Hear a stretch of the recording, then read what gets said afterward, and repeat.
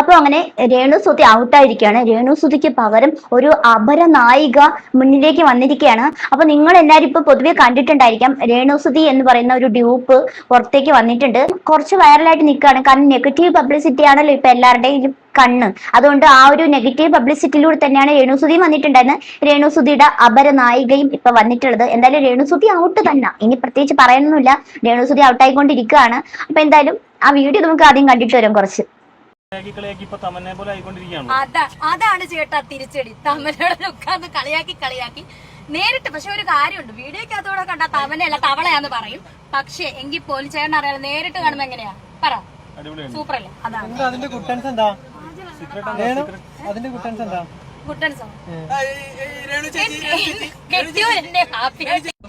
എവിടെയൊക്കെ കിടക്കുന്ന കുറച്ച് ആൾക്കാരെ അഭിലാഷാട്ടയം എന്ന് പറയുന്ന ഒരു വ്യക്തിയാണ് കൊണ്ടുവന്നത്.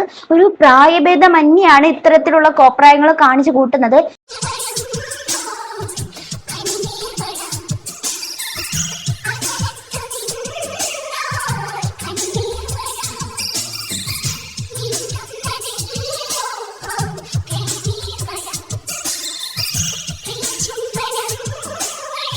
എന്തായാലും ഇപ്പൊ ഒരാള് ഒരു സൈഡിൽ നയൻതാര എന്ന് പറഞ്ഞിട്ട് ഒരാൾ ഒരു സൈഡില്.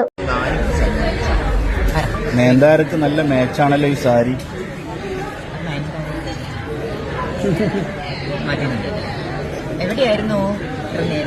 ഒരാള് രേണുസുതി എന്ന് പറഞ്ഞിട്ട് ഡ്യൂപ്പ് എന്ന് പറഞ്ഞിട്ട് ഒരാൾ ഒരു സൈഡില്.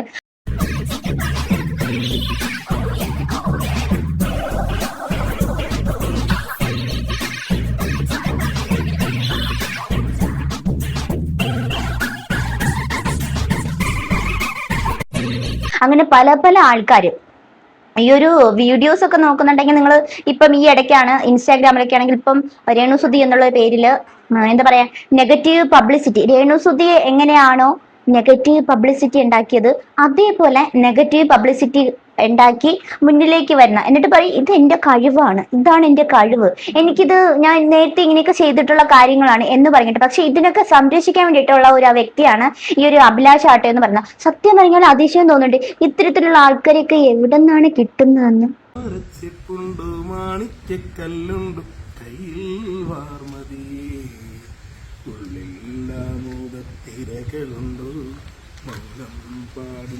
തിരകളുണ്ടു ഉള്ളിലാമോദത്തിരകൾ ഉയരുമ്പോൾ മൗനം പാടുന്നു, മൗനം പാടുന്നു, മൗനം പാടുന്നു, മൗനം പാടുന്നു.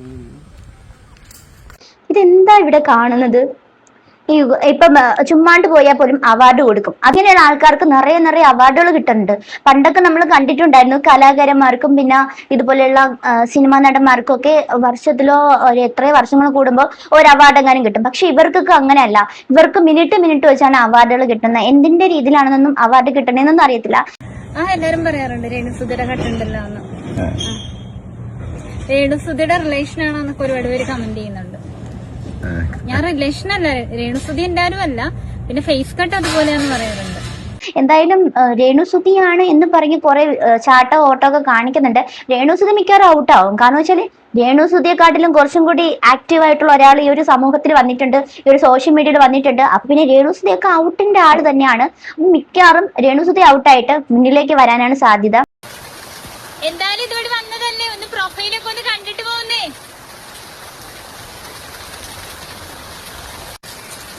ഇല്ലാണ്ട് ഇങ്ങനെയിട്ട് കുലിക്കാനും ഒക്കെ ഒരു കഴിവ് വേണം. അതിനൊക്കെ ഒരു കഴിവുണ്ടെങ്കിൽ മാത്രമേ ചെയ്യാൻ പറ്റത്തുള്ളൂ. അത് ചുമ്മാണ്ട് കിട്ടുന്ന കഴിവല്ല.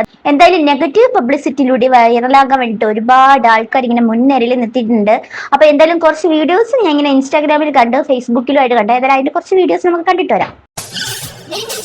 സോഷ്യൽ മീഡിയയിൽ വൈറലാകാൻ വേണ്ടിയിട്ട് എന്തൊക്കെ കാട്ടിക്കൂട്ടാൻ പറ്റുമോ അത്രത്തോളം കാട്ടിക്കൂട്ടിയാൽ മാത്രമേ ഇന്ന് പിടിച്ചു നിൽക്കാൻ പറ്റത്തുള്ളൂ എന്ന് പറഞ്ഞ ഒരു വിഭാഗം ആൾക്കാർ ഇവിടെ നിൽപ്പുണ്ട്. അങ്ങനെയുള്ള ആൾക്കാരാണ് ഇതുപോലെ നെഗറ്റീവ് പബ്ലിസിറ്റിയിലൂടെ മാത്രം അത്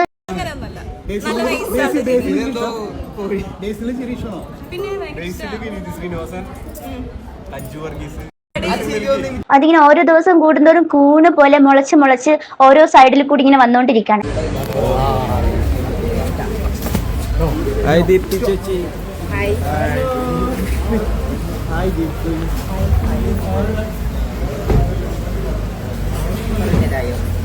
ഒത്തിരി നേരമായി. ഹായ്.